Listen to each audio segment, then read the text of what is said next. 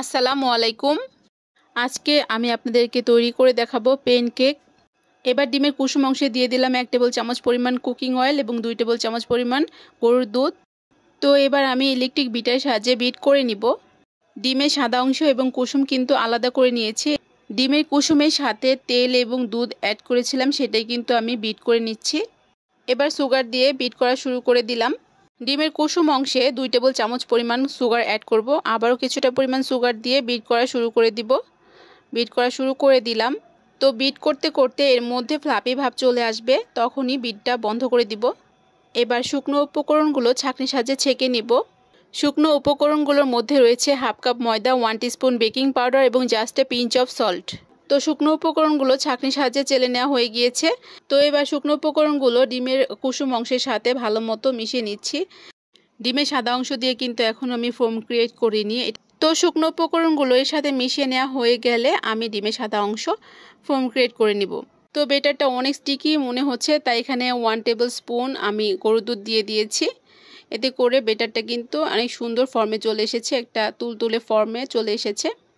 তো এই পর্যায়ে আমি ডিমের সাদা অংশ, শুধুমাত্র ডিমের সাদা অংশটা বিট করে নিচ্ছি। তো বিট করতে করতে ফোম ক্রিয়েট হলে এর মধ্যে সুগার দিয়ে ভালো মতো বিট করে নিব। আমি এখানে 3 টেবিল চামচের মতো সুগার অ্যাড করব। তো আবারও সুগার দিয়ে কিন্তু বিট করা শুরু করে দিয়েছি, ভালো মতো বিট করে নিচ্ছে। পেনকেক তৈরির ক্ষেত্রে ডিমের সাদা অংশ এবং কুসুম আলাদা করে বিট করে যে পেনকেকের বেটার তৈরি করতে হবে এটা কিন্তু নয়। আপনারা চাইলে ডিমের সাদা অংশ এবং কুসুম একসাথে বিট করেও পেনকেকের বেটার তৈরি করে নিতে পারেন। তো ডিমের সাদা অংশের কিন্তু ফোম ক্রিয়েট হয়ে গিয়েছে। তো কিছুটা পরিমাণ ডিমের সাদা অংশের ফোম কেক বেটারের মধ্যে দিয়ে দিলাম। ভালো মতো স্প্যাচুলার দিয়ে মিশিয়ে নিচ্ছি। ভালো মতো মিশিয়ে নেওয়া হয়ে গেলে এই মিশ্রণটা আমি ডিমের সাদা অংশের ফোমের মধ্যে ঢেলে দিলাম।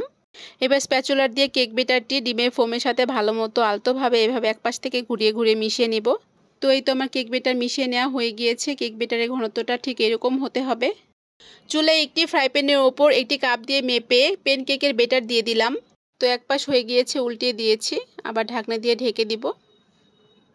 ঢাকনা খুলে পেনকেকগুলো তুলে নিব। তো এভাবে একই প্রসেসে সবগুলো পেনকেক ফ্রাই প্যানে দিয়ে বেক করে নিব। তো পেনকেকের এক পাশটি হয়ে গিয়েছে, তাই উল্টিয়ে দিচ্ছি স্প্যাচুলার দিয়ে আলতোভাবে। এভাবে উল্টিয়ে দিতে হবে। দেখতে পাচ্ছেন ভিউয়ার্স, খুব সুন্দর হয়েছে।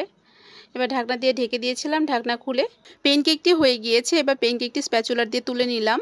তো ভিউয়ার্স, এভাবে এক এক করে সবগুলো পেনকেক তৈরি করে নিব। আজকে আমি যেভাবে দেখালাম আমার রেসিপিটি ফলো করে আপনারা অবশ্যই বাসায় পেনকেক তৈরি করবেন। দেখবেন পেনকেক আসলেই খেতে কতটা টেস্টি হয়ে থাকে।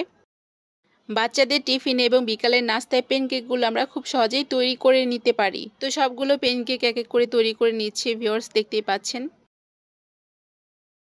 তো এই পেনকেকটি হয়ে গিয়েছে, আমি স্প্যাচুলার দিয়ে পেনকেকটি তুলে নিলাম।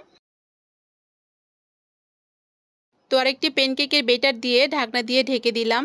চুলার আঁচ মিডিয়াম টু লো ফ্লেমে রেখে পেনকেকগুলো বেক করে নিতে হবে। কিছুক্ষণ পর ঢাকনা খুলে আবার পেনকেকটি স্প্যাচুলার দিয়ে উল্টিয়ে দিলাম।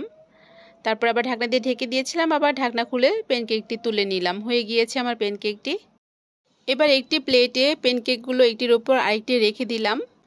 এবার আমার পছন্দ মতো পেনকেকের ওপরে আমি পাইপিং জেল দিয়ে দিলাম। পানি, সুগার, কর্নফ্লাওয়ার, চকলেট ইমালশনের সমন্বয়ে এই পাইপিং জেলটি তৈরি করে নিয়েছি। এবার গার্নিশের জন্য পেনকেকের উপরে চেরি ফল দিয়ে দিলাম। তো ভিউয়ার্স, এই তো আমার পেনকেকগুলো তৈরি হয়ে গিয়েছে। কেমন হয়েছে অবশ্যই কমেন্টস করে জানাবেন।